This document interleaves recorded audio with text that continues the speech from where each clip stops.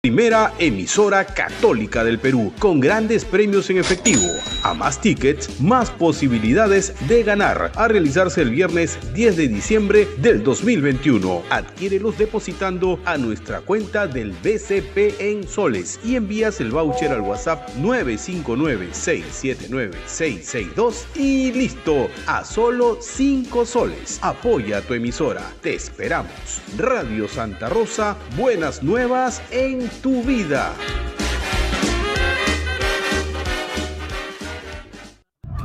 La experiencia nacional e internacional enseña que en casos de terremotos o desastres naturales, las comunicaciones se congestionan.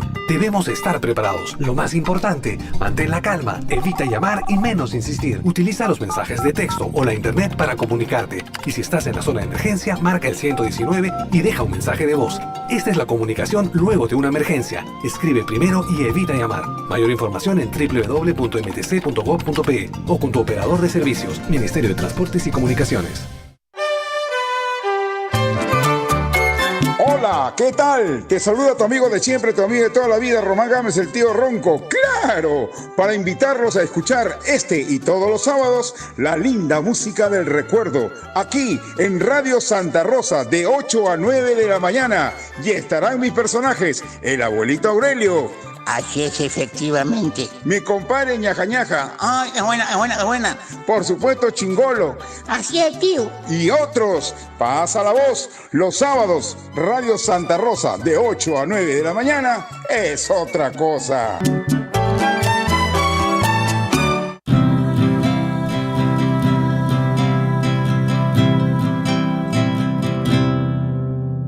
Radio Santa Rosa está, la primera radio católica de nuestra comunidad. Radio Santa Rosa, consuelo y paz. Radio Santa Rosa. Para el Perú y el mundo, Santa Rosa, buenas nuevas en tu vida. Radio Santa Rosa, consuelo y paz. Radio Santa Rosa. Pontificia Universidad Católica del Perú. Somos la primera universidad peruana en alcanzar el puesto 13 en América Latina, según el ranking QS LATAM 2022, gracias a una formación de calidad internacional que transforma nuestro país. Pontificia Universidad Católica del Perú.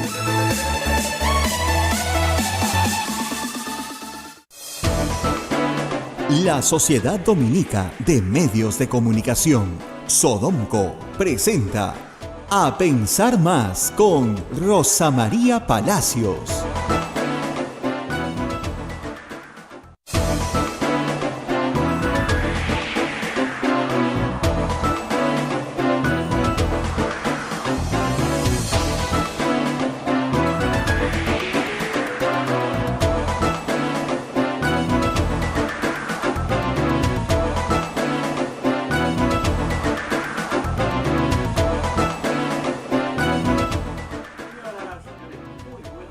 Bienvenidos a Pensar Más con Rosa María Palacios a través de las emisoras de la Sociedad Dominica de Medios de Comunicación, Sodomco.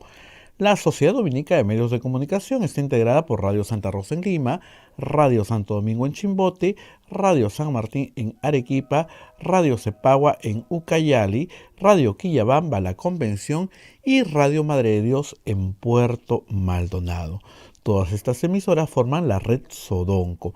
Hay otra red de radios amigas que se unen a esa transmisión. Radio Huánuco en Huánuco, Radio La Voz de Ayacucho en Ayacucho, Radio Pública en Puno, Radio Moro en Ancash, Radio Cumbre en Huancayo, es la radio del arzobispado, Radio Milenio en Satipo, Radio Estación Solar en Abancay, Radio Oriente en Yurimagua, Radio Los Ángeles en Cajamarca, Radio San Valentín en Lampa, Radio Continental en Huanta, Onda Digital TV nos pone en sus pantallas y AM Tagua nos pone en podcast para que usted nos pueda escuchar en el momento que usted crea conveniente. Además, también tenemos las plataformas del Facebook de Radio Santa Rosa, el Facebook de Radio Quillabamba, el canal de YouTube de Radio Santa Rosa y nuestra página web www.radiosantarosa.com.pe. Así es que por todos estos medios nos puede usted acompañar. Y queremos agradecer a todas las instituciones que nos ayudan con el sostenimiento de este programa. Queremos agradecer a la Pontificia Universidad Católica del Perú. Somos la primera universidad peruana en alcanzar el puesto 13 en América Latina según el ranking QS LATAM 2022, gracias a una formación de calidad internacional que transforma nuestro país, Pontificia Universidad Católica del Perú, y las obras sociales de la Orden Dominica, Hotel Cuesta de Caima, de la Asociación Santa Catalina de Sena, de las Madres del Monasterio de Santa Catalina. Es la mejor opción para su estadía en Arequipa. Lo recaudado por el hotel sostiene las instituciones de apoyo social de las madres que benefician a niños, niñas, mujeres y adultos mayores en estado de vulnerabilidad. Informes en el Facebook e Instagram del Hotel La Cuesta de Caima en Arequipa. También el Policlínico Ángeles de la Salud, que ofrece servicios de calidad en salud a precios al alcance de todos. Servicio de rayos X, mamografía, laboratorio de análisis clínico, ecografía, coloscopía, endoscopía, colonoscopía, tópico, farmacia y servicio de ambulancia. Contamos con un staff de médicos de alta calidad y modernas instalaciones con todas las normas de bioseguridad. Las madres dominicas del convento de Santa Catalina contribuyen con sus oraciones por la salud espiritual de nuestros pacientes. Calle Antero Peralta, A10, urbanización José Humacoyo, frente a la Iglesia del Sagrado Corazón de Jesús en Arequipa. Y también tenemos todos los colegios de la Orden de Dominica, Orden de Predicadores, Colegio Sagrado Corazón Sofiano, 74 años al servicio de la educación en Arequipa, formando integralmente a la niñez y juventud desde la pedagogía de luz y verdad. El proceso de admisión para el año 2022 está abierto. Colegio Sagrado Corazón Sofiano, formando en luz y verdad. Tenemos también al Colegio Privado Bilingüe Reina de los Ángeles, situado en La Molina, Lima. Tiene como meta la educación en virtudes cristianas para construir una sociedad más humana, más fraterna y más feliz. El Colegio La Asunción, perteneciente a la Congregación de las Hermanas Dominicas de la Inmaculada Concepción, ubicado en Trujillo, La Libertad, brinda una educación a jóvenes y niños basada en las virtudes y en la espiritualidad dominica. También el Colegio Santa Anita brinda educación católica desde el diseño curricular Luz y Verdad. Es una gran opción a los papás que buscan para sus hijos una educación de calidad en valores. Cuenta con docentes en el manejo de los entornos virtuales de aprendizaje para el desarrollo de habilidades de los alumnos que los hagan competitivos en la sociedad. Y tenemos, por último, el Colegio Santo Tomás de Aquino de los Padres Dominicos acá en Lima, en el Centro Histórico de Lima. Ofrece una excelencia académica y una formación cristiana para la vida. Se abre el proceso de admisión para el año 2022 para primaria y secundaria. Informes en los teléfonos 987-118-509 o al 426-3390. Colegio Santo Tomás de Aquino, 129 años formando en valores cristianos. Muy bien, estos han sido las personas que nos ayudan para el sostenimiento de este programa. Bueno, ayer ha habido un gran terremoto con epicentro nuevamente en Palacio de Gobierno. Terrible. Mientras hacíamos el programa, el ex comandante general del Ejército, el señor José Vizcarra, daba unas declaraciones en radioprogramas que de verdad han causado un gran sismo de gran magnitud en Palacio de Gobierno, que hasta ahora parece que ha quedado en shock, que no se recupera, porque hasta ahora el presidente de la República ni la señora Mirta Vázquez han salido a decir absolutamente nada. ¿Qué pasó? El excomandante general del ejército, que contó, entre una de las cosas, que se entera que ya no era el comandante general del ejército, se entera porque su secretario lo llamó y le dijo: ¿ya vio las noticias? Qué terrible, ¿no? Enterarse una noticia así, que te sacaron del puesto de trabajo, enterarse por el noticiero. Bueno, entre las cosas que contó fue esa, y contó el motivo por lo que lo habían sacado.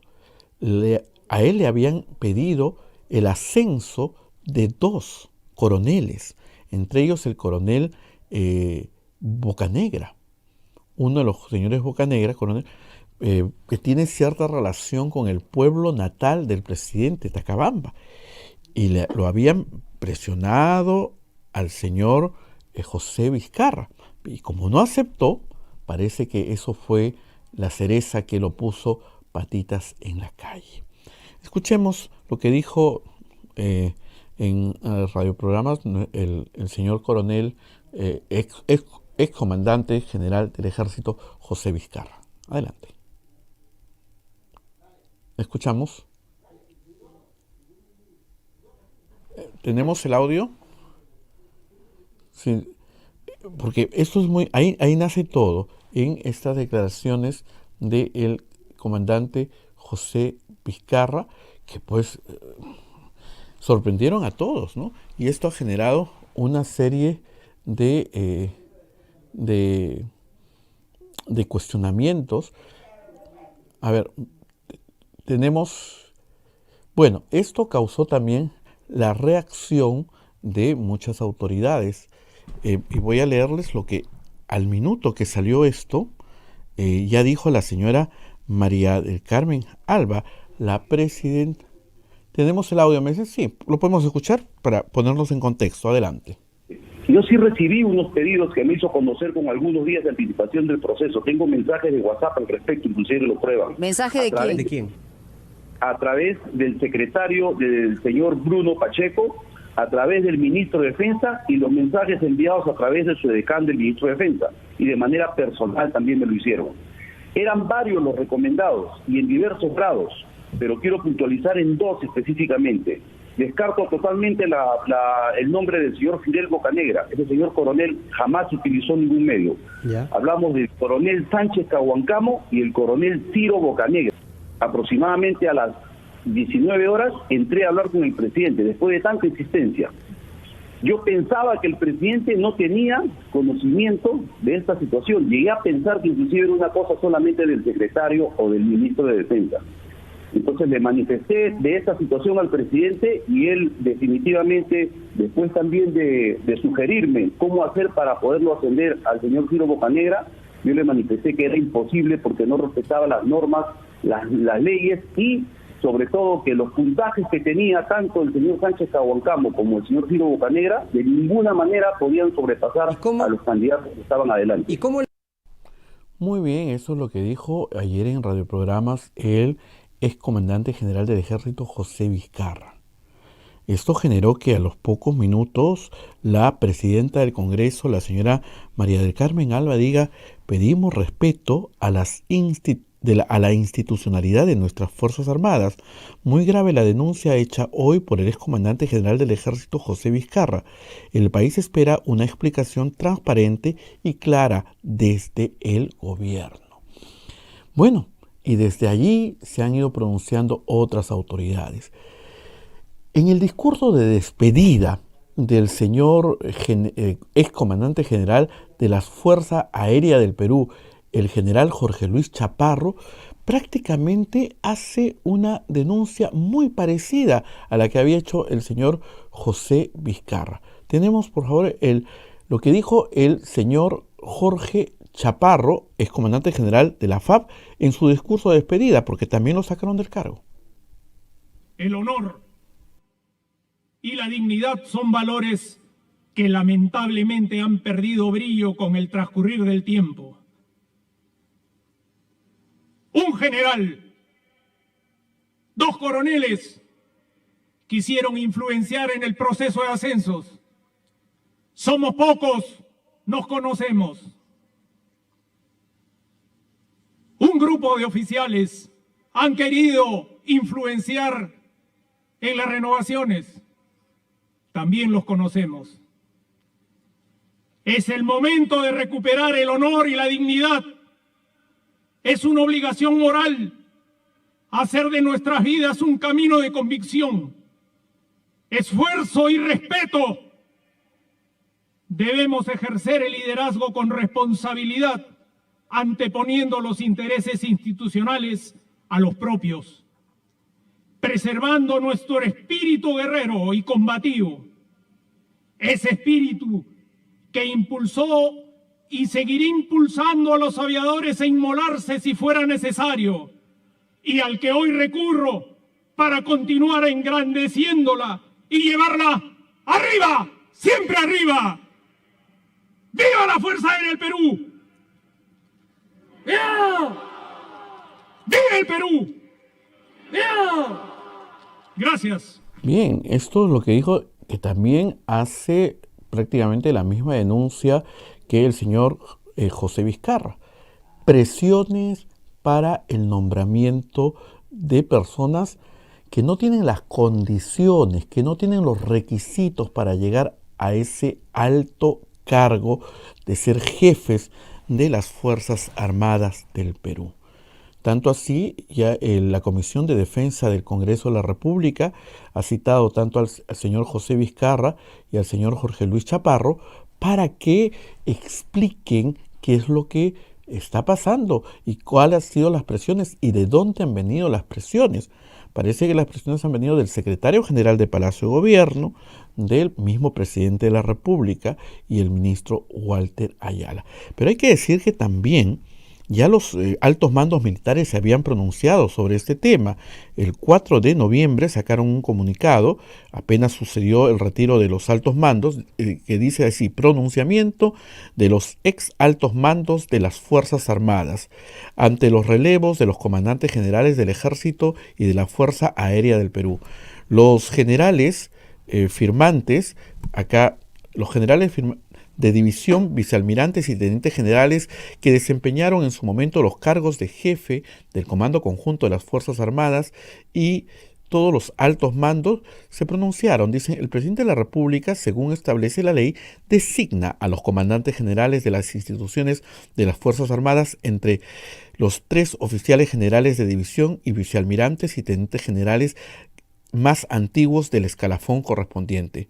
La designación como comandante general del Ejército, de la Marina de Guerra y la Fuerza Aérea del Perú no representan cargos de confianza sujetos a los intereses de la política.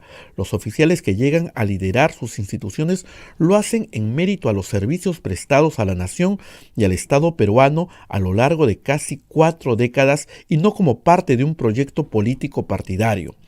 Los relevos a ascensos los relevos a escasos meses de haber asumido la comandancia general afectan el normal desarrollo institucional y la moral de sus integrantes, pero aun cuando se hacen de manera intempestiva y sin comunicación previa a la persona, como el comandante general representa su institución y se entera de su cese a través del Diario Oficial del Peruano, lo que constituye un maltrato y un abuso de poder.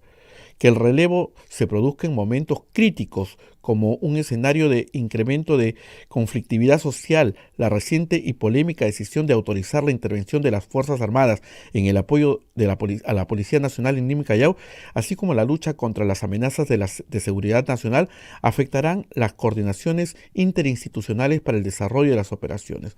Este comunicado, este pronunciamiento lo sacaron los altos mandos. Acá hay una serie de firmas el día 4 de noviembre. Incluso ayer el señor ex premier y ministro de Defensa Martos ha dicho que él tiene conocimiento que a los nuevos jefes, a los nuevos altos mandos, los ha llamado el presidencia de la República para pedirles lealtad. Y acá bien claro dice, no es la lealtad al gobierno. ¿Qué es lo que ha pasado? El doctor Pedro Cateriano en el programa de Augusto Álvarez, Claro y Directo de la República, menciona un poquito en las faltas que ha incurrido el presidente de la República. Escuchemos. Coacción. Acá lo que ha habido es una coacción, un abuso del cargo para presionar ilícitamente o supuestamente de forma ilícita al excomandante general del Ejército para que, violando la ley, porque eso es lo que estaba pidiendo el presidente, que se viole la ley que estableció... Usando su palabra. A ver, Augusto, el procedimiento es el siguiente: Ejército, Marina y Fuerza Aérea internamente hacen, de acuerdo al procedimiento establecido por la ley, todo el proceso para presentar los ascensos.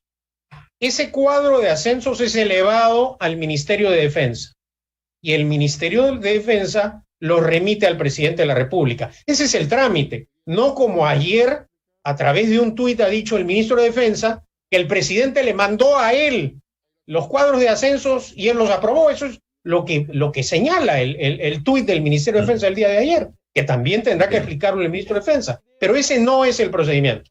Entonces, si el presidente de la República coacciona o supuestamente coacciona a un comandante general del Ejército, lo que está haciendo el presidente es violando la ley, el procedimiento, al margen de la infracción constitucional, es decir, que como jefe supremo de las Fuerzas Armadas tiene que cumplir la Constitución, no puede obligar al comandante general del Ejército a que viole la ley. Entonces son dos aspectos, el constitucional y el penal. Bueno, ¿cómo entiende usted que están quedando las relaciones entre la Fuerza Armada y... Por favor. Termino ese aspecto jurídico. ¿Y cuál es el otro? El otro es que la Comisión de Defensa pida facultades para realizar una investigación más profunda, es decir, que se convierta en una comisión investigadora y en base a eso tenga la potestad de ahondar los alcances de lo ocurrido, ¿no? Políticamente, si esto ocurre, ya sería una situación sumamente delicada para el presidente Castillo. Muy bien, eso es lo que dijo ayer el doctor Pedro Cateriano, que ha sido primer ministro y ha sido ministro de Defensa. El presidente Castillo tiene serios problemas en este momento. Ayer el ministro Ayala parece que entendió de su posición de fusible, y porque los ministros son como fusibles donde tiene que reventar todo, y ayer en la tarde el señor Ayala, tras salida de Palacio de Gobierno, dijo que está evaluando su renuncia. Escuchemos. Estoy evaluando mi renuncia, si eso quiere escuchar, estoy evaluando. Y no tengo miedo de decirlo, y si lo hago, no es el único trabajo. ¿Por qué evalúa su renuncia? ¿Por qué pretendería? Porque la verdad están politizando un tema que lo está metiendo hasta el presidente. O sea... Entonces descarta todo tipo de presión, injerencia, eso es lo siempre lo he descartado, siempre. ¿Por qué suele hablar así? ¿Aceptaba el presidente esta decisión? No. El señor Vizcarra... Estoy evaluando renunciar, de hecho. Y si lo haría, bueno, creo que lo haría hoy día o el día de mañana, si no, no lo haría. ¿Qué clave para que usted ya tome una decisión de renunciar o no, ministro? La verdad, lo que a mí me incomoda, lo que a mí me molesta, es que uno pone lo mejor de uno para trabajar, pero siempre la gente que está metida en política, lo único que hace es ver lo malo nada más, hacer ruido. Yo estoy 3 meses trabajando, de los cuales mes y medio me he dedicado solamente a defenderme, porque me decían que yo, prácticamente me decían que yo era analfabeto. Yo que he sido juez, yo que he trabajado 20 años en el Poder Judicial, yo que soy profesor en post y previo, yo que tengo maestría, doctorados. Ministro, imagínense. ¿cuál sería? Ahora que estoy trabajando, lo que hacen cuando se cesa a un ex comandante general, lo que se hace es decir, no, que me presione. ¿Y por qué no habló en su momento? ¿Por qué no dijo en su momento, en todo caso, que le estaban presionando?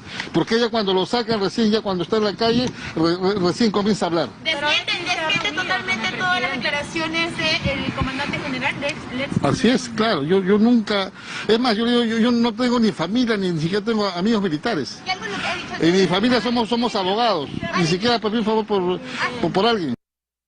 Muy bien, esto es lo que dijo el señor Walter Ayala en la tarde, y en la noche publicó un Twitter que decía esto: pongo mi cargo a disposición del señor presidente de la República y jefe supremo de las Fuerzas Armadas, agradeciendo a mi país y cumpliendo con mi deber a la patria.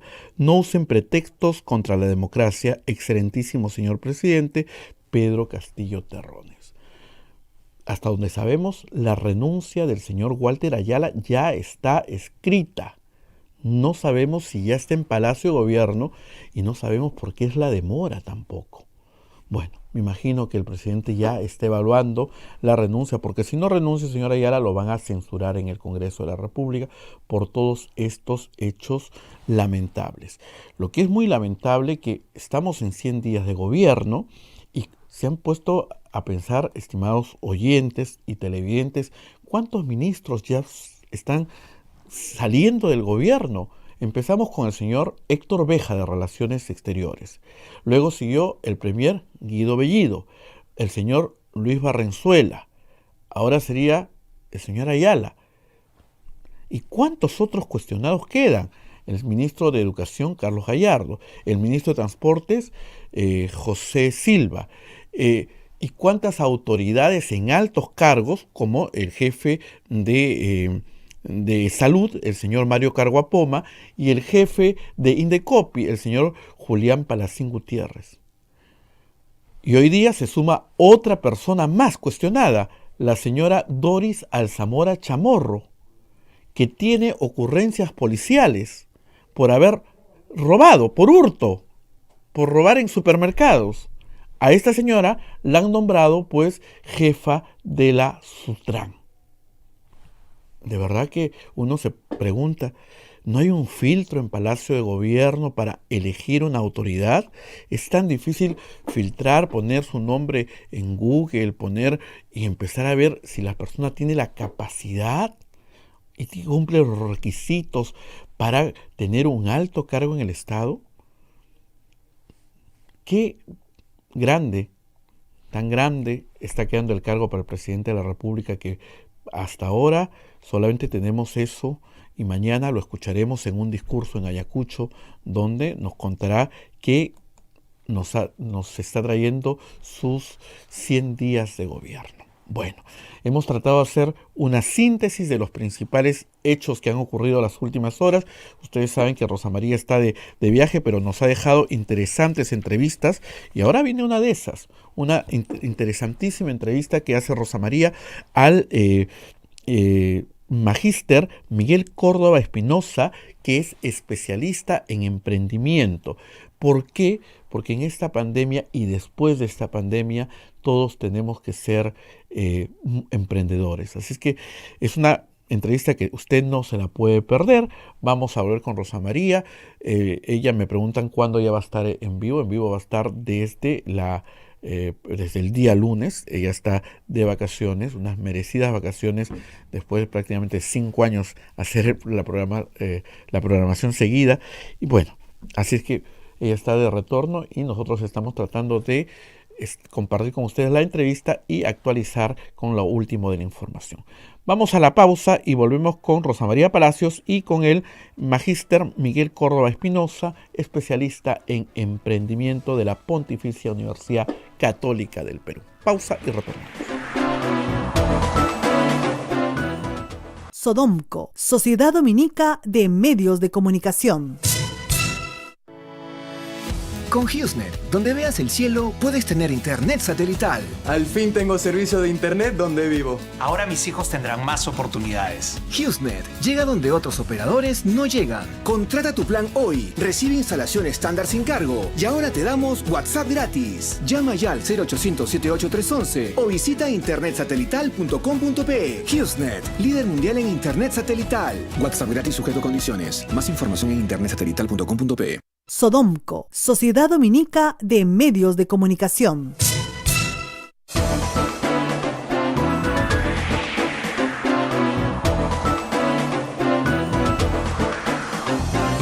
Muy bien, a ser emprendedores. Todos tenemos que ser emprendedores y justamente guiarnos de personas que saben de este tema, como el magíster Miguel Córdoba Espinosa, que conversa con Rosa María Palacios. Tiene una muy interesante entrevista que esperemos sea de su agrado. Adelante, por favor. Buenos días nuevamente y estamos con ustedes esta vez para hablar de otro de los temas que nos ha afectado tanto en pandemia.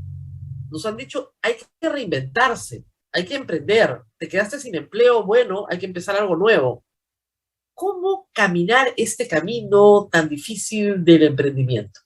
Hemos invitado al doctor Miguel Córdoba, profesor de la Pontificia Universidad Católica del Perú en la Facultad de Gestión. Él es experto en emprendimiento y gestión estratégica y sostenibilidad, para hablar esta mañana y ver si podemos caminar juntos en el largo camino hacia la prosperidad que debe garantizar un emprendimiento. Gracias, profesor, por estar con nosotros. Muchísimas gracias a ti, Rosa María, por la invitación. Es un placer para mí. Y me gustaría empezar por una definición, porque hay gente ya que le dicen emprendimiento y dicen, no, por favor, no me hablen de emprendimiento, ¿ya? Yo quiero trabajar en una empresa, estar en planilla, que me paguen mis 12 sueldos, que tenga mis 2 gratificaciones al año, mis CTS y mis vacaciones. Detesto el emprendimiento. Pero, ¿cómo definimos emprendimiento? Bueno, gracias por la pregunta. Fíjate que la definición de emprendimiento en realidad es bastante amplia, el concepto. Sin embargo, como comúnmente se le conoce, es este esfuerzo, digamos, esta inversión inicial, este esfuerzo inicial de una persona o un grupo de personas por formar un negocio, ¿no? Formar una organización desde, digamos, sus bases, desde el punto cero, y pues constituirla legalmente y empezar a ganar un mercado, generar un producto, un servicio y ofrecerlo a sus clientes. Sin embargo, si muchas personas piensan de que está disociado de la empresa, pero el emprendimiento como concepto incluso abarca, por ejemplo, un tipo de emprendimiento, que es el emprendimiento corporativo, cuando las empresas generan otras líneas de negocio, se diversifican. Incluso también está el emprendimiento híbrido, cuando personas que están trabajando en una empresa tienen a su vez también un negocio propio y así sucesivamente. Claro, pero muchas personas nos dicen, no, miren, el emprendimiento es una palabra que han inventado los administradores para justificar la informalidad. En realidad son informales, es una economía de sobrevivencia desde la pobreza, y ahora los llaman emprendedores, ¿no? Para que les suba la moral. Pero en realidad esto no es más que pobreza y informalidad. ¿Qué se responde a esa crítica? Es muy común ese tipo de críticas. Incluso comentan también de que el emprendimiento es un concepto formado por las escuelas de negocio, ¿no? Para vender programas, ¿no? Pero bueno, en realidad lo que pasa con el emprendimiento pues depende mucho del contexto. Lo que pasa en la región, por ejemplo en América Latina, en Perú, es que el emprendimiento por muchos años, por mucho tiempo, ha funcionado más que en un emprendimiento por necesidad, como se le llama, ¿no? Existen estos dos grandes grupos: el emprendimiento por oportunidad, que es el emprendimiento donde uno, digamos, identifica una idea innovadora, una idea creativa de negocio y la pone en marcha. Pero está el otro caso, que creo que es el que se refieren más, que es el emprendimiento por necesidad, cuando la persona tiene esta necesidad urgente de conseguir un ingreso, ¿no? La han despedido del trabajo, o por X motivo, digamos, necesita un ingreso y rápidamente quiere insertarse al mercado, pues de repente sin algún producto o servicio de valor agregado, simplemente pues una inserción rápida para solventar sus gastos familiares. Claro, que es más la comercialización de algún producto ya hecho, acabado, y simplemente en la intermediación y en esta comercialización conseguir una ganancia. Pero en ambos casos hay un esfuerzo, hay un trabajo, hay una dedicación. Y en el Perú se dice que somos un país de emprendedores, porque efectivamente antes se decía que somos un país de trabajadores, o sea, en el sentido de que el valor del trabajo era muy apreciado entre los peruanos. Una persona, tú le puedes decir, mira, a mí me pueden decir todo, pero ocioso no soy. Y la idea del emprendimiento está muy asociada a la idea del capitalismo, a la idea de que hay que tener libertad para poder emprender. Si no hay libertad, que emprendo. No voy a emprender lo que me dice el Estado que tengo que emprender. Tengo que emprender yo mismo. Pero también está asociada, lamentablemente, bueno, a la idea del riesgo. Puedo perder y puedo ganar. Pero pueden pasar las dos cosas. Un emprendedor, una persona que dice, a esta que decía al principio, ¿no? Vino la pandemia, primero fue suspensión perfecta, luego lo liquidaron, el empleo no ha crecido todavía en el Perú, no ha recuperado, en términos de PBI nos hemos recuperado, no en términos de empleo, y lo bombardean diciéndole, pero tú tienes que emprender, pues, tú tienes que reinventarte. ¿Todos somos emprendedores o no todos somos emprendedores? Yo pensaría que todos podemos ser emprendedores, pero la gran diferencia es qué se construye a partir de ese emprendimiento. Mira, voy a dividir en dos partes la respuesta, fíjate. La primera tiene que ver con lo que decíamos hace un rato del contexto. Como tú bien decías, ¿no? Si es que el Estado no toma ese rol de construir un ecosistema adecuado para los emprendedores, va a ser muy difícil para las personas que están buscando insertarse al sistema financiero, por ejemplo, obtener algún tipo de crédito, financiamiento, o identificar claramente a su mercado, o que, digamos, en los distritos y la reglamentación local ayude a la adecuación de sus negocios. Va a ser muy difícil que lo consigan si es que no tenemos un Estado promotor de la inversión, si no tenemos un Estado promotor de estos esfuerzos empresariales. La otra parte es justamente que a nivel país, cuando vemos la contribución del emprendimiento, si bien hay muchos peruanos que son emprendedores, y Perú tiene uno de los índices de actividad de emprendimiento, pues es el tercero o cuarto en la región, si no me equivoco, está, digamos, muy alto. Este emprendimiento, como decíamos hace un momento, no genera valor agregado, no construye a largo plazo, y eso es una de las más grandes críticas, sino que se queden solucionando un problema de corto plazo, que es el brindar liquidez a las personas y a las familias. Sin embargo, lo que sí ocurre en otros países y muy cercanos, como es el caso de Chile, por ejemplo, es que el emprendimiento, el esfuerzo está más enfocado en innovación, en tecnología, por ejemplo, y ese emprendimiento sí es el que genera valor agregado y el que construye el futuro país. Claro. ¿No? O sea, lo que tenemos es muy baja productividad. Y eso en el Perú no se entiende bien. Cada ministro que ha querido trabajar en el tema de productividad, yo siempre le digo, no te entienden lo que estás hablando. Tienes que aterrizar en ejemplos más claros. Porque la palabra productividad no se entiende.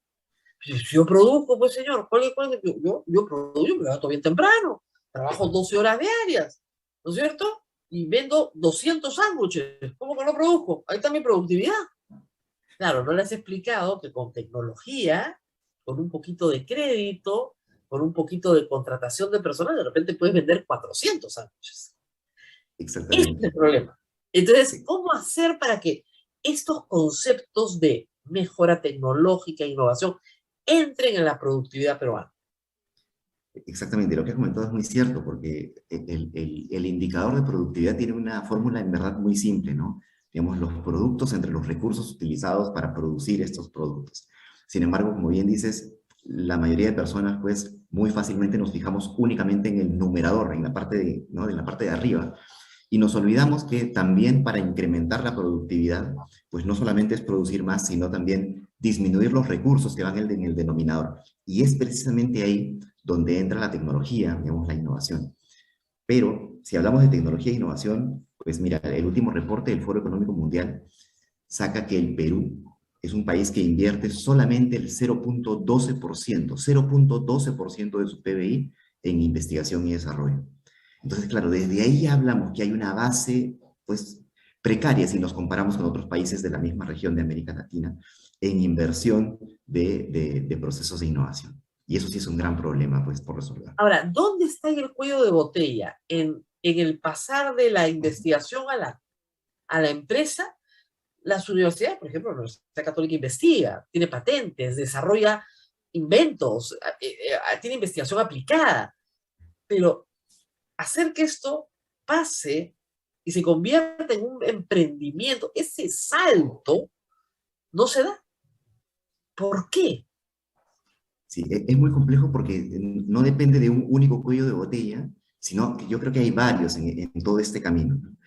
Decíamos que el primero es que el Estado, digamos, formule una regulación apropiada, pero hace poco discutíamos en un foro en Chile, que lo haga con un foco en cada tipo de emprendedor.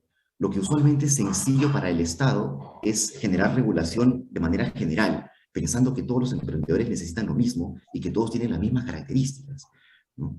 Cuando lo que están haciendo en otros países es justamente diferenciar los tipos de emprendedor, cuáles son sus objetivos, cuáles son el alcance que necesitan, y generar medidas apropiadas, regulación apropiada, pero además también generar un ecosistema con estas incubadoras, aceleradoras de negocio, que están diseñadas específicamente para este tipo de emprendedor.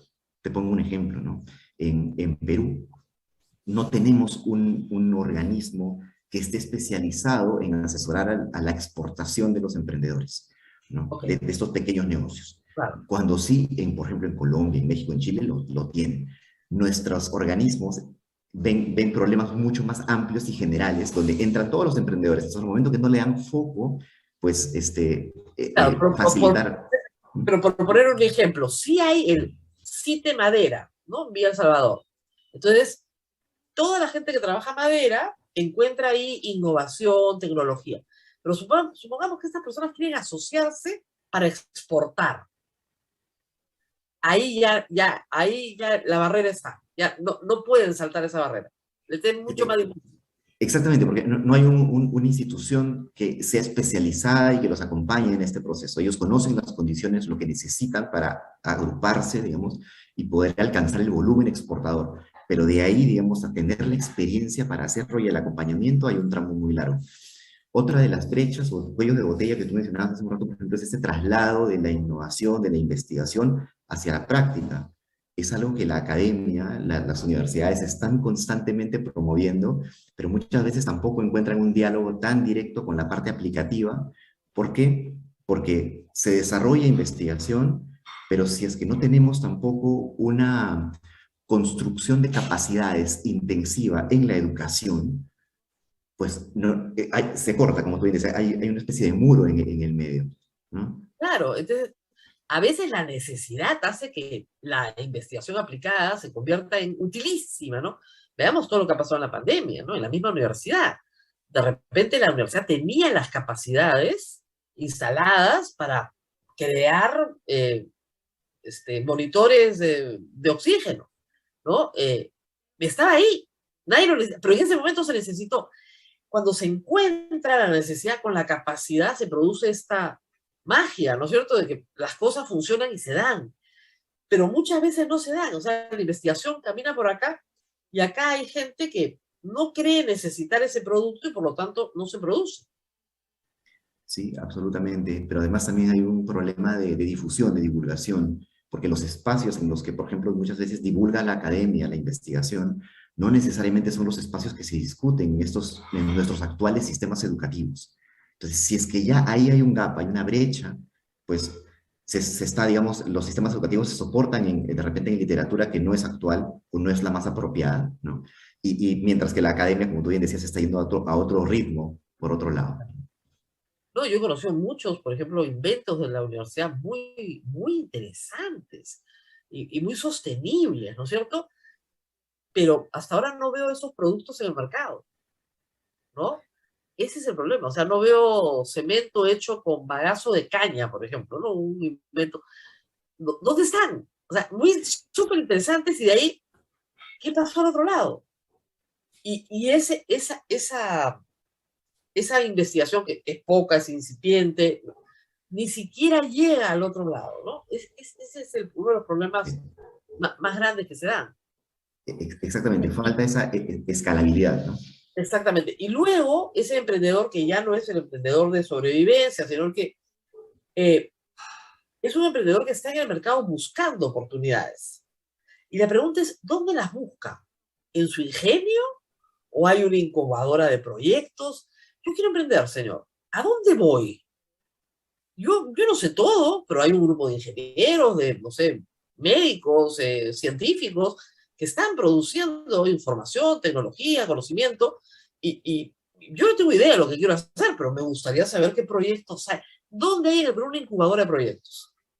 Claro, fíjate que tu pregunta es es interesantísima porque, de hecho, a través de diferentes instituciones, por ejemplo, como el COFIDE, Innovate Perú, Startup Perú, hay una serie de incubadoras donde los negocios incipientes, digamos, en sus etapas iniciales, pueden acercarse a conseguir esta asesoría especializada, formar parte de estas redes de trabajo. Estas instituciones son las que forman parte del ecosistema emprendedor. Sin embargo, no se dan abasto. Y hay un fenómeno muy interesante con lo que pasa en otros países en el ecosistema emprendedor.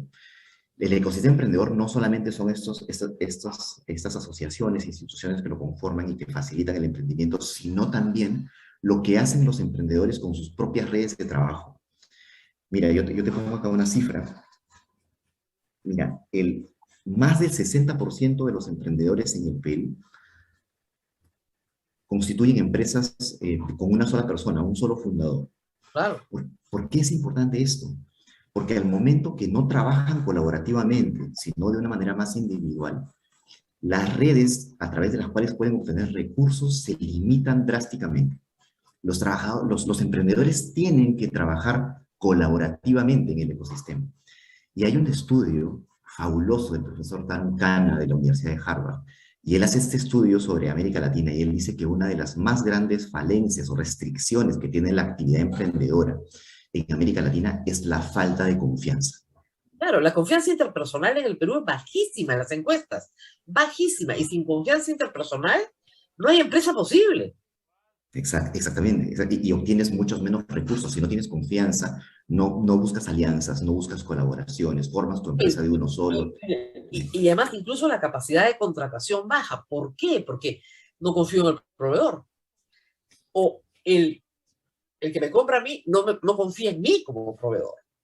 Entonces, en el mundo de los negocios, la confianza no es que hagas un buen contrato. Siempre yo soy abogada, le digo a la gente, olvídate del contrato.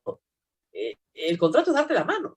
Tú dices, sí, acepta, oferta, demanda. O sea, como yo siempre digo, yo me subo a un taxi y el taxi confía en que yo le voy a pagar y yo confío en que me va a llevar. Y eso es un contrato. Y si eso no sucede, si el contrato se rompe, se destruye la confianza. Y todos los días hacemos transacciones, millones de transacciones basadas en la confianza. Pero cuando yo quiero escalar un poquito, se rompe la confianza. Absolutamente el tema de el socio que me estafa es legendario en América Latina. No, tenía un socio, ¿no? Oh, el socio lo estafó. Entonces, el mensaje en el cual tú bombardeas es, no te asocies porque te van a estafar. Te van a estafar. Exactamente. No va a funcionar. Claro, entonces eso reduce mi capacidad de crédito, mi capacidad de todo, de acceso, de redes, etcétera, ¿no? ¿Y cómo mejoramos la confianza interpersonal en un mundo tan desconfiado como el nuestro? Es una pregunta dificilísima, ¿eh? Porque incluso, fíjate que tiene que ver con estos elementos enraizados en la sociedad peruana que provienen de muchísimas décadas atrás, digamos, de cómo hemos formado nuestra propia sociedad, con divisiones, con desigualdades. Entonces, esas desigualdades son las que profundizan, enfatizan la falta de confianza en otras personas, claro, y en otros negocios. Con estereotipos, con estigmas. Entonces, claro, descalificas al otro sin siquiera haber dado una oportunidad muchas veces. Pero también es cierto que hay un grupo de personas que evade sus responsabilidades, ¿no? Entonces, uno siempre le dice, jamás avales a un amigo. Pierdes la plata y pierdes el amigo. Eso te lo dicen desde niño, ¿no? Jamás. Esa es nuestra cultura, ¿no? Mira, avala a tus padres, ¿no? Y eso, pero no a tus hermanos, ¿eh? O sea, la confianza, cuando le preguntan a las personas en quién confían, prácticamente fuera del núcleo familiar directo, no confían en nadie. Sí. Y tú lo has dicho muy claramente, ¿no? Es parte de la cultura de negocios y que lamentablemente lo que nos hace difícil salir de esto es que está legitimada por la ciudadanía. Digamos, los ciudadanos legitimamos estas prácticas y, como tú dices, no tratamos tanto de cambiarlas, sino nos protegemos. Entonces, no nos aliamos, no buscamos socios, no confiamos, ¿no? Y esta cultura de negocios, Rosa María, para entender para los extranjeros es sumamente difícil. ¿No? Sí. No la pueden entender, digamos, no pueden entender cómo... Alquilar, por ejemplo, en el Perú, es jugarte la vida. Porque estás entregando tu patrimonio a un tercero que si no te paga, te vas a demorar mucho tiempo en sacarlo. Además, hemos tenido unas leyes de inquilinato espantosas, ¿no? Que justamente desincentivaban la construcción de viviendas de alquiler. Pero en el Perú todavía tenemos un déficit de viviendas de alquiler porque es un negocio de riesgo, de mucho riesgo. En otras sociedades no es un negocio de riesgo, las viviendas de alquiler están, pero es un negocio de riesgo. Entonces, esa es una barrera pues, psicológica difícil para el emprendedor, que es confiar, porque para emprender tienes que confiar, y que confíen en ti, las dos cosas. Absolutamente, ¿no? Y de repente el mensaje para la ciudadanía, digamos, para cada individuo, es que construyamos en favor de no seguir legitimando este tipo de prácticas. Claro. Digamos, ahora, deshacernos de la idea que tiene que ser así. Primero, y luego tenemos los obstáculos, claro, primero burocráticos, ¿no? Ser formal es caro, tiene un costo. No solamente el costo de constitución, que normalmente se trata de bajar con ventanillas únicas, siempre la respuesta es vamos a hacer una ventanilla única. Ese no es todo el problema. El problema más grande es que tienes que tener una plantilla formal. Y si tienes un microemprendimiento donde estás dando el empleo a 5 personas, ser formal es carísimo. Entonces los mecanismos de protección social son otros. Y esa empresa no puede superar el tamaño pequeño. No lo puede superar. ¿Cómo hace esa empresa para...? Normalmente estas empresas saltan, ¿no es cierto? No saltan, pues. No generan más empleo, porque no pueden saltar de una dimensión muy pequeña familiar, básicamente familiar. Porque cuesta, es caro. Primer problema, ¿no? Y el segundo problema es nadie tiene un mercado garantizado. Y la pandemia lo ha demostrado. Entonces, sí, de acuerdo. Y lo tercero, y esto hay que decirlo también, es el acceso al crédito. O sea, no hay capitalismo sin crédito. El dinero tiene un costo y lo incorporas en el costo de tu operación. Pero si acá la pandemia reveló, ¿no es cierto?, que el 60% de los peruanos no tenía bancarización. Entonces, ¿cómo hacemos, profesor, para superar estos problemas? Claro, ahí hay una especie de círculo vicioso, ¿no? Porque, digamos, no hay una clara visibilidad. Debido a la informalidad, el Estado no tiene visibilidad para efectivamente orientar correctamente su política pública y, en el caso de la pandemia, el apoyo financiero a los emprendedores, a las empresas pequeñas, pero en consecuencia, digamos, la informalidad también permanece, ¿no? Mira que, irónicamente, Perú es uno de los países en América Latina que tiene las medidas para protección a los trabajadores más rígidas, más proteccionistas. Pero irónicamente, para el Estado peruano es un gran problema hacer cumplir esa reglamentación. Entonces no puede, no se da abasto, no tiene escala suficiente ni músculo suficiente para hacer cumplir la propia política pública que ha diseñado también, digamos, para protección al trabajador. Claro, el problema es que el enfoque punitivo, es decir, te castigo si no cumples, tiene un límite cuando el 80% de la sociedad incumple. El 80% de la PEA es informal. ¿Cómo con un enfoque punitivo vas a lograr que se cumpla? Es imposible. El 80% no cumple. Y la pandemia arroja más gente todavía a la informalidad. Porque, porque la mayoría del país es informal. Aspira. La formalidad es aspiracional.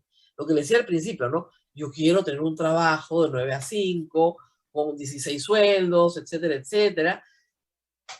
Esos trabajos hay pocos, pero no pueden, esos trabajos están protegidos, fiscalizados, protegidos. El resto... Exactamente, esa parte estamos hablando de menos de un tercio, digamos, del empleo, ¿no? Que está, como tú bien dices, protegido. Pero el resto que tiene que enfrentarse a esta acción emprendedora seguramente que en la mayoría de veces es por necesidad, producto de la pandemia, lo hace primero, como decíamos, en un ecosistema incompleto que no le da las facilidades, y segundo, en una reglamentación que promueve la informalidad, ¿no? La política, digamos, en función del apoyo a las micro, pequeñas empresas, no está directamente orientada, ¿no? A este tamaño de empresa. El mercado financiero tampoco tiene los productos totalmente resueltos. Recién hay algunas entidades financieras que están resolviendo bien por parte del privado, que es al final como que el flagship, ¿no? La bandera, el buque insignia que saca adelante algunos proyectos en la sociedad cuando el Estado no puede. El privado está resolviendo, pero tampoco se da abasto para esta gran cantidad y masa de emprendimiento que tú has comentado. Y además para adaptar sus productos a la naturaleza de los negocios. Y el problema es que hay un crédito clandestino, hay un crédito informal también, que es muy caro, pero que muchas veces es el que se toma porque no hay otra posibilidad. Sí, sí, el bajo acceso al crédito hace que los emprendedores recurran a estos mecanismos informales de financiamiento, que lo que hacen al final es, a veces, la gran mayoría de veces, aprovecharse, digamos, de ellos y cobrarles unas tasas de intereses totalmente irreales. Fíjate, más o menos, decíamos hace un rato que la actividad emprendedora es muy alta en Perú, pero ¿a qué nos referíamos? A que se están abriendo alrededor de 800 negocios diarios, más o menos, ¿ya? Pero la cantidad de negocios diarios que sale del mercado y que quiebra son más o menos 500 o un poco más. Entonces, fíjate que a nivel de actividad emprendedora, como tú bien decías al inicio, el peruano quiere emprender, lo consigue, constituye su empresa, empieza, pero la gran mayoría de ellos quiebra al poco tiempo y no pasa estos primeros meses de estabilidad y de asentamiento, ¿no? de posicionamiento de su negocio. Entonces, hay un problema de continuidad. No tenemos un problema de inicio de emprendimiento. Claro. Tenemos un problema de generar las condiciones adecuadas para que los emprendedores sobrevivan y continúen. Ahora, pasan cosas también interesantes en el Perú es un gran laboratorio para muchas cosas. 1 millón de migrantes venezolanos. Migrantes que se han incorporado a la PEA y todos los indicadores señalan que contribuyen al crecimiento del PBI y no tienen problemas para trabajar, para adaptarse, para mimetizarse con la sociedad, y no los ve en Gamarra, vendiendo ropa, o los ve en todas partes y generando emprendimientos propios. Entonces, hay algo que nos está diciendo es que sí se puede, de alguna manera, adaptarte al entorno y sacar adelante un emprendimiento y sobrevivir. ¿Cómo se explica esto? Mira, yo lo explicaría desde este punto de vista de cuál es el motor de la iniciativa emprendedora, ¿no? Al final, cuando tienes este motor de resolver para tener que darle de comer a una familia o a tus hijos, pues es un emprendimiento por necesidad que funciona muy fuertemente, y es lo que ha pasado con este 1 millón de venezolanos que ha venido a Perú, porque de alguna manera tiene que subsistir acá o tiene que mandar dinero fuera, ¿no? Gracias. En el caso del trabajador o del emprendedor peruano, claro, hay una dinámica distinta, ¿no? Digamos, ¿qué cosa es antes de que pase todo este fenómeno migratorio y en una etapa pre-pandemia, lo que estaba ocurriendo con el emprendimiento era que el emprendimiento por necesidad estaba disminuyendo progresivamente, mientras que el emprendimiento por oportunidad estaba aumentando, según los datos de este índice regional de emprendimiento. Los indicadores de emprendimiento por oportunidad en el país y en la región en general estaban aumentando, es decir, los emprendedores estaban encontrando alternativas de negocio, pero sí hay un problema, ¿no? Los emprendedores encuentran oportunidades de negocio, pero como decíamos al inicio, ¿no? En comercio, en bienes tradicionales, y eso, pues claro, tiene una contribución muy de corto plazo. Claro. Y en cambio, los que vienen de fuera son más audaces, cambian un poco este paradigma. Mira, eso es muy interesante porque es propio de los fenómenos migratorios.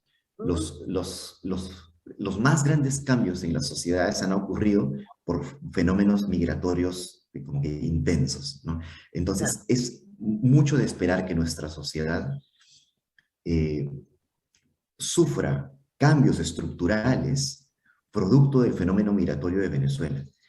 Y eso no es malo, podría llegar a ser muy bueno, porque hace un rato estábamos hablando del tema, por ejemplo, de la falta de confianza, que es un vacío estructural, ¿no? Estábamos hablando de la informalidad, y etcétera, ¿no? Entonces, es posible que este fenómeno migratorio de alguna manera cambie esta cultura de negocios que venimos haciendo de manera tradicional, y ojalá que para bien. Lo que pasa es que el migrante no le queda más remedio que confiar, porque si no pierde. Sale sin nada, viene con una mano adelante, como dicen, y una atrás, y o confías o te mueres. Entonces, está condenado a confiar.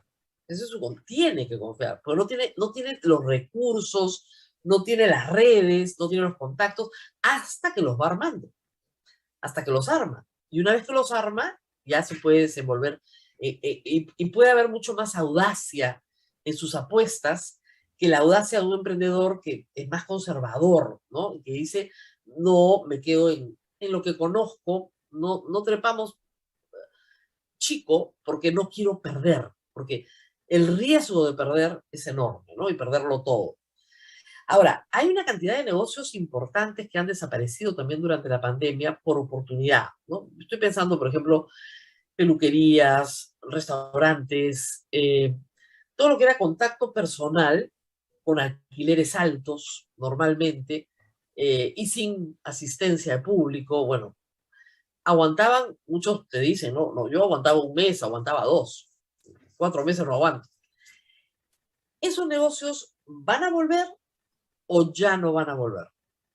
O van a volver reformados, digamos, pero en el sentido que esa gente regresa, pero de otra forma. Sí, como ha pasado en crisis anteriores, de hecho que, claro, el coronavirus es una crisis sin precedentes, pero un patrón que se ha repetido en crisis anteriores es que los negocios han hecho un cambio en su estrategia, digamos, de cuanto a la oferta de su producto o servicio. Lo hemos visto en la calle, cuando peluquerías se han convertido en restaurantes se han convertido en bodegas. La boteca se convirtió en una bodega. Sí, claro. Sí, ese tipo de cambios drásticos, ¿no? Para poder sobrevivir. Pero lo que ocurre después de esta especie de curva es que los negocios que alcanzan a sobrevivir entran en una especie de escenario muy beneficioso, de auge, producto de la reactivación que estamos viviendo, claro, ¿no? De la demanda de servicios y productos. No, en este momento, por lo menos en la zona del centro de la ciudad, en Lima Este, en el corredor, digamos, desde el océano hacia el este, y en otras zonas no lo sé, pero en la que yo vivo, conseguir sitio en un restaurante un fin de semana es dificilísimo. Ni siquiera para 2 personas. No hay mesa. Sí, pero ¿por qué no hay mesa? Acá siempre veníamos una pollería que siempre tenía sitio. ¿Qué pasó? Este chifita de barrio. Claro, que el resto quebraron. Entonces, al desaparecer más o menos 100.000 restaurantes en el Perú, los que quedan en este momento que ya se puede abrir, están en medio de un auge brutal, se están comiendo toditito el mercado. Pero fíjate que si hacemos un análisis, como decíamos hace un rato, de construcción de capacidades, hay una gran diferencia entre cómo ganas mercado y cómo mantienes un negocio eficiente. Yo creo que en ganar mercado y vender, lo comentamos hace un rato, el peruano es muy bueno y los emprendimientos saben qué hacer, saben cómo moverse en cada uno de sus sectores económicos. Pero al momento que les pides ser eficiente en el negocio, ya eso implica otras capacidades diferentes que son distintas a vender, digamos, a ganar mercado. Y ahí es que el COVID ha generado una división y ha enfatizado los problemas que tenemos en cuanto a entrenamiento y especialización técnica. Tú le pides al emprendedor, reduce tus costos y no sabe cómo. Te pregunta, pero no tengo idea cómo. O sea, yo sé vender, pero no tengo idea cómo reestructurar mi negocio, cómo hacer eficiente mis recursos, cómo reducir mis costos. Y volvemos a la discusión tan importante que es de fortalecer nuestros sistemas educativos para brindarle esas capacidades a nuestros emprendedores, que en etapas de no crisis van a estar muy bien, pero cuando venga crisis vamos a tener otra vez esta nueva ola de bancarrotas que hemos tenido. Claro, que simplemente son inevitables porque no tienen cómo, y llega un momento que estoy abogado, cierro. Sobre todo a gente que la pandemia lo atrapó con alquileres altos, con deuda, entonces, esos costos y con mucho personal formal. Entonces, esos desaparecieron porque no podían soportarlo. Y como usted dice, no había forma de... Eran costos fijos, muy grandes. ¿Qué haces con el local? ¿No es cierto? ¿Qué hago con el personal? Entonces, simplemente cerraron. Y hubo, lamentablemente, en algunos momentos una mala política, ¿no? Desde el poder político te decían, tienes que proteger al trabajador, pero no a la empresa. Entonces, ¿cómo haces eso? En vez de proteger primero a la empresa para proteger al trabajador, ¿no? Entonces, querían proteger al trabajador sin proteger a la empresa. Mala idea. No funciona así. Ahora, yo sé que esto se lo deben preguntar muchísimo, no quiero quitarle mucho más tiempo, pero alguien que empieza, y lo está escuchando ahora, ¿cuál es como que los mandamientos básicos del emprendedor? Lo que debes hacer y lo que no debes hacer. Mira, de repente, dos principios básicos que provienen de mucha investigación que se ha realizado en la región y que hemos hecho con algunos colegas también. Lo primero es formar parte de redes. Formar parte de redes de trabajo, tratar de rebasar esta frontera de la confianza con otros emprendedores, pero además también tratar de formar parte de estas instituciones que ya el Estado y el sector privado promueven, que son redes ya formalmente constituidas. Es importantísimo no subestimar la cantidad de recursos que pueden conseguir en cuanto a información, recursos de capital, conocimiento de las redes. ¿Sí? Es como generar un atajo hacia un conjunto de beneficios único, ¿no? Entonces, si hay un CITE, matricúlate en el CITE. Si hay un gremio, anda al gremio. O sea, intégrate. Exactamente. El contexto para hacer negocios en Perú no está diseñado para avanzar solo. Hay que avanzar en comunidad y en colaboración. Entonces, hay que romper esos mitos, digamos, y trabajar colaborativamente. Y de repente, la segunda recomendación está fuertemente enfocada en la especialización. Hay que entrenarse, hay que capacitarse, hay que buscar diferentes espacios. Ahora, felizmente, la pandemia, en ese sentido, ha tenido una apertura en cuanto a las oportunidades de entrenamiento, porque ahora hay una gran cantidad de espacios de entrenamiento y de especialización virtuales sin costo o con un muy bajo costo. Claro, con bajo costo, y cualquiera se mete a un webinar y te enseñan a, qué sé yo, comprar materia prima más barata para tu negocio.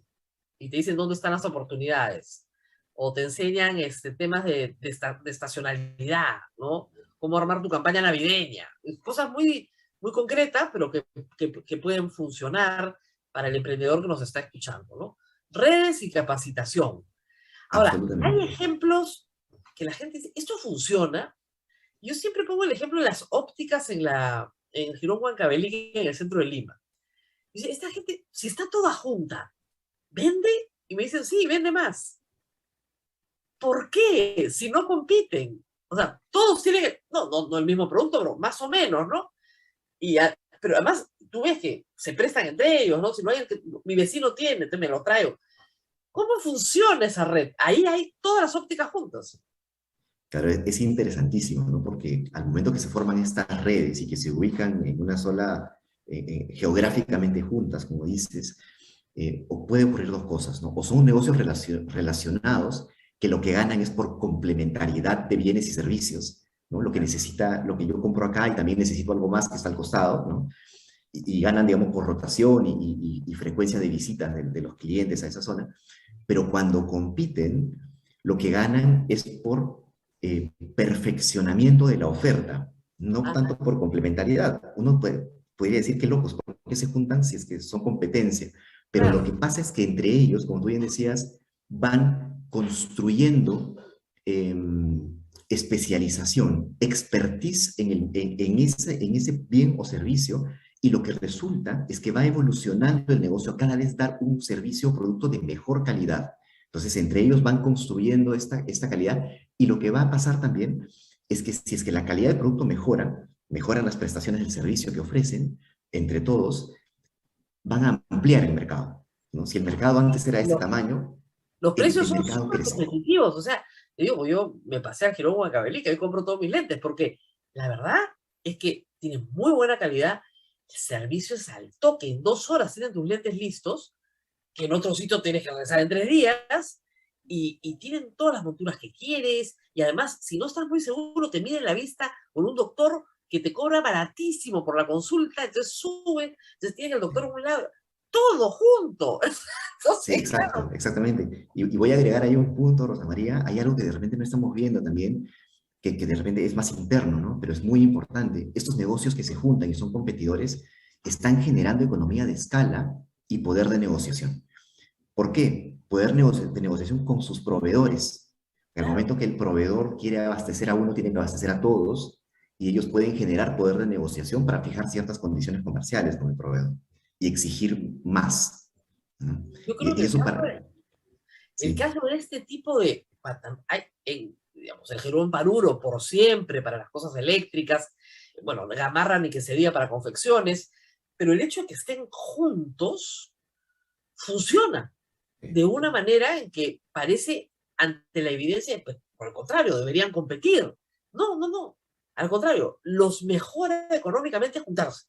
Y como hemos dicho ya, Madera en Villa El Salvador, o sea, todo esto tiene una economía de escala y una complementariedad que a simple vista no se nota, pero que es prueba de que efectivamente entrar en una red te ayuda a mejorar. Sí, sobre todo cuando las redes lo que hacen en países como los nuestros es solventar esos vacíos que va dejando el gobierno y que tiene que resolver todavía, ¿no? Claro. Muy bien, súper interesante la conversación. Abel, no sé si tienes alguna pregunta. Abel es nuestro productor y está con nosotros. Sí. Ahora estamos. Siempre me olvido de prender el micrófono, Rosa María. Para el doctor Miguel Córdoba, siempre falta ese empujoncito para ser emprendedor. Ese es el término que coloquialmente se usa. ¿Usted qué le diría si alguien en este momento, ya que se ha hablado de que han cerrado 100.000 restaurantes y las personas están viendo cómo reflotarse, ese empujoncito, ¿qué le diría usted a estas personas que están pensando hacer esto? De repente lo mejor que podrían hacer ahora, el mercado se va a reactivar, digamos, no va a haber tanto que hacer en cuanto a venta o reactivación de mercado con los clientes. Lo que toca hacer es tratar de adecuar esta estructura de costos que ellos tienen, cómo utilizan sus recursos, de dónde los consiguen, cuánto les cuestan, si pueden generar lo que decíamos hace un rato con Rosa María, esta economía de escala juntándose con otros proveedores, para poder reducir su estructura de costos. Al momento que ellos reduzcan su estructura de costos, van a poder acompañar a la reactivación económica.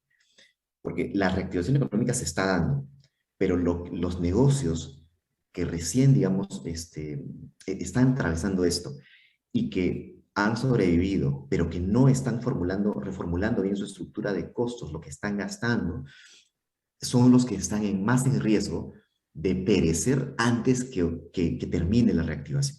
Eso es lo que tenemos que prevenir.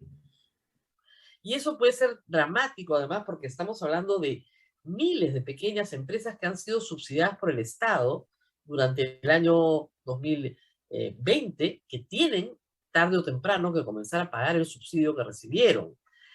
Si no salen este año o no salen el próximo año, por más que se prorroguen los plazos, esto puede ser una quiebra gigantesca. Entonces, hay que darles la oportunidad de salir. Eso va a ser duro en los próximos meses, pero sí creo que se les puede acompañar desde programas como este, desde la universidad. Profesor, si alguien lo que nos ha escuchado hoy lo quiere ubicar, ¿usted tiene una página, algo donde se le pueda ubicar o leer?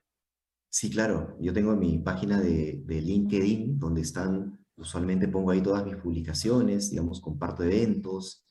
Y en mi página de LinkedIn también está mi correo de la Universidad Católica, a libre disposición.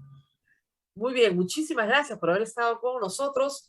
Hay mucho que mejorar. Ya saben, confianza interpersonal, redes, ubicarnos con otros para poder sostener los negocios. Gracias por haber estado con nosotros, profesor. Y Abel, me despido, pero obviamente nos vamos a volver a reencontrar, así que no se preocupen, y de mí todavía tienen para rato. Gracias, Abel. Nos vemos, gracias, profesor. Gracias. Y nos vemos nuevamente muy pronto. Muchísimas gracias al profesor de la Universidad Católica, el doctor Miguel Córdoba Espinosa, experto en emprendimiento. Interesantísimo, sobre todo en esta época donde todos tenemos que de alguna forma ser emprendedores post pandemia para relanzarnos, porque la economía está quedando muy maltratada, no solamente en el país, sino en todo el mundo. Bien, para los que me están preguntando, Rosa María vuelve en vivo el día lunes. Entonces, y me preguntan si estas entrevistas, ¿cuándo se emitieron? No, todas las entrevistas que ustedes están escuchando estos días son entrevistas nuevas que Rosa María justamente dejó grabadas para estos días. O sea, no van a escuchar entrevistas repetidas. Así que sintonicen el programa y bueno, solamente la gente se ha quedado sorprendida con el tema de la señora Doris Alzamora Chamorro, la flamante jefa de la SUTRAN, que 3 veces, 2013, 2016 y 2019, ha tenido problemas de hurto.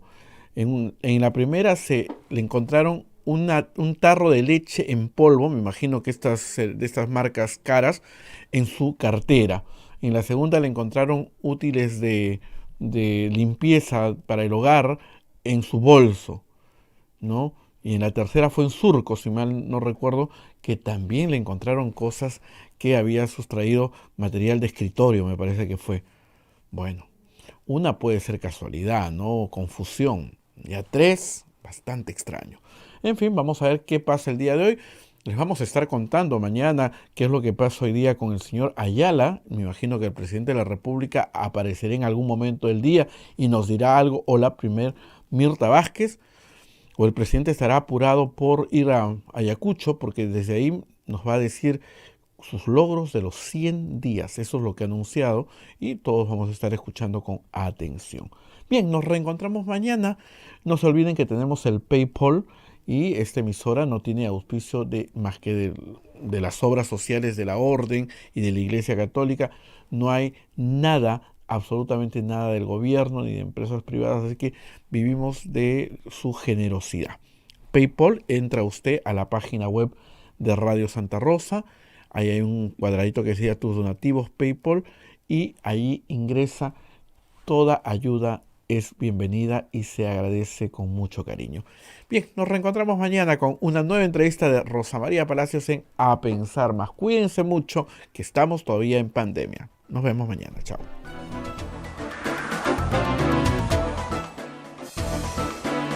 Hasta aquí, A Pensar Más con Rosa María Palacios. Este programa fue producido por la Sociedad Dominica de Medios de Comunicación, Sodomco. Pontificia Universidad Católica del Perú. Somos la primera universidad peruana en alcanzar el puesto 13 en América Latina, según el ranking QS LATAM 2022, gracias a una formación de calidad internacional que transforma nuestro país. Pontificia Universidad Católica del Perú.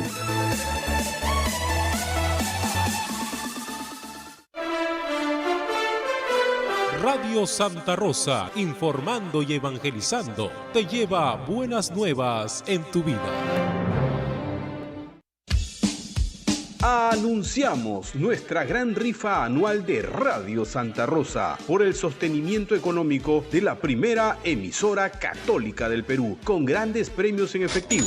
A más tickets, más posibilidades de ganar. A realizarse el viernes 10 de diciembre del 2021. Adquiérelos depositando a nuestra cuenta del BCP en soles y envías el voucher al WhatsApp 959-679-662 y listo, a solo 5 soles. Apoya a tu emisora. Te esperamos. Radio Santa Rosa, buenas nuevas en tu vida.